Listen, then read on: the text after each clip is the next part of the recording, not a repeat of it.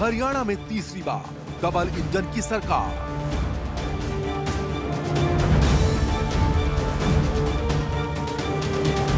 मोदी का अग्निपात, नायब लेंगे शपथ। बीजेपी की बम्पर विन, विपक्ष अब दिन गिन। हरियाणा विधानसभा चुनाव में प्रचंड जीत के बाद भारतीय जनता पार्टी तीसरी बार सरकार बनाने जा रही है। विधायक दल की बैठक में नायब सिंह सैनी पर एक बार फिर से भरोसा जताया गया है। वो आज सीएम पद की शपथ लेंगे। उनके साथ 10 कैबिनेट मंत्रियों के भी शपथ लेने की जानकारी सामने आ रही है। बहुत संतोषजनक थी। सारों ने एक मत से विधायक दल का नेता चुना है और वो मुख्यमंत्री शपथ लेंगे। हाँ, तो 5 साल के लिए चुना जाता है। हम तो तैयार हैं। हम तो जो पार्टी के साथ तैयार हैं। देखिए, अब पार्टी ने आज तक जो दायित्व दिया है मैंने संभाला। भव्य होगा, हिस्टोरिक है। तीसरी बार, पहली बार प्रदेश में कोई सरकार रिपीट होने जा रही है। जानकारी के मुताबिक हरियाणा की कैबिनेट में मुख्यमंत्री समेत 14 विधायक कैबिनेट में शामिल हो सकते हैं, जिसमें अधिकतम 13 कैबिनेट मंत्रियों को जगह दी जा सकती है। हालांकि मुख्यमंत्री के साथ 10 विधायक कैबिनेट की शपथ लेंगे, जिसमें 2 दलित, 2 जाट, 1 ब्राह्मण, 1 बनिया, 1 अहीर, 1 पंजाबी और 1 खत्री समाज से आने वाले चेहरे को जगह दी गई है। इस लिस्ट में घनश्याम दास अरोड़ा, अनिल विज, कृष्ण पवार, कृष्ण कुमार बेदी, आरती राव नरवीर, रणबीर सिंह गंगवा, विपुल गोयल, फूलचंद शर्मा, महिपाल ढांडा, सुनील सांगवान के नाम शामिल हैं।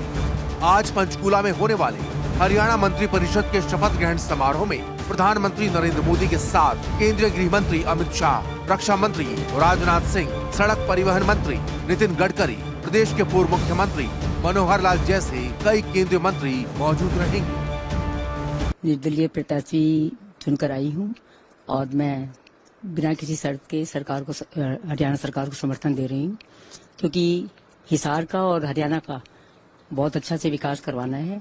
तो मुझे मालूम है कि जो नायब सिंह जी मुख्यमंत्री भी बने हैं, मैं उनको सबसे पहले तो बहुत बहुत बधाई देती हूँ और शुभकामनाएं देती हूँ।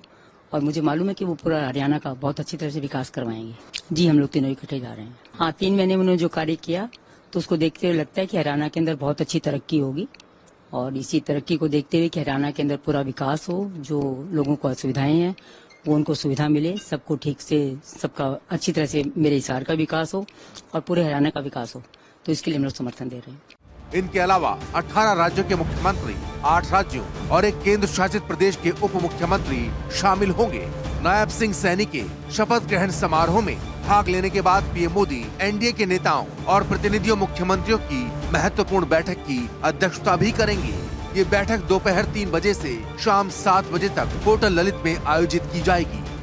इससे पहले केंद्रीय गृह मंत्री अमित शाह की मौजूदगी में हुई विधायक दल की बैठक में नायब सिंह सैनी पर फिर से भरोसा जताते हुए विधायक दल का नेता चुना गया। इसके बाद उन्होंने राज्यपाल के पास जाकर सरकार बनाने का दावा पेश किया। इस दौरान उनके साथ केंद्रीय गृह मंत्री अमित शाह, केंद्रीय मंत्री मनोहर लाल, केंद्रीय राज्य मंत्री राव इंद्रजीत सिंह और मध्य प्रदेश के मुख्यमंत्री मोहन यादव समेत बीजेपी के कई नेता मौजूद रहे।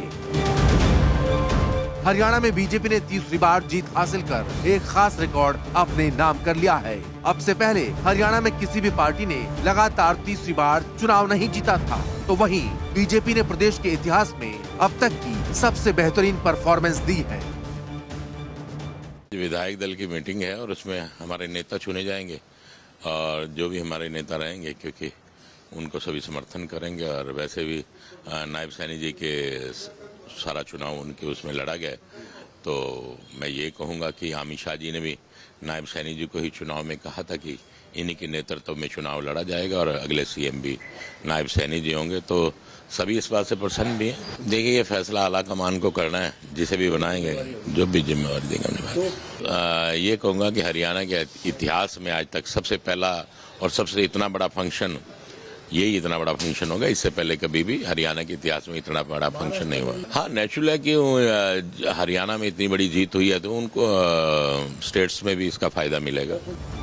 बीजेपी ने हाल ही में हुए विधानसभा चुनाव में 90 में से 48 सीटें जीती हैं, जबकि कांग्रेस को 37 सीटें मिली हैं।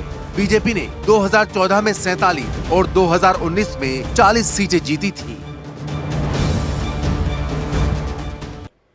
चलिए इसी बीच एक और बड़ी खबर का रुख कर लेती है। हरियाणा विधानसभा चुनाव से जुड़ा ये मामला है। सुप्रीम कोर्ट में आपको बता दें कि याचिका दाखिल है और आज इस पर सुनवाई होने जा रही है। 20 सीटों पर फिर से चुनाव कराने की मांग है। ईवीएम में गड़बड़ी की आशंका पर सुनवाई है। प्रिया मिश्रा, विकास बंसल ने ये याचिका जो है वह दाखिल की है। 20 सीटों पर फिर से चुनाव कराने की ये याचिका है। 20 सीटों पर फिर से चुनाव करने की मांग को लेकर सुप्रीम कोर्ट में आज सुनवाई है।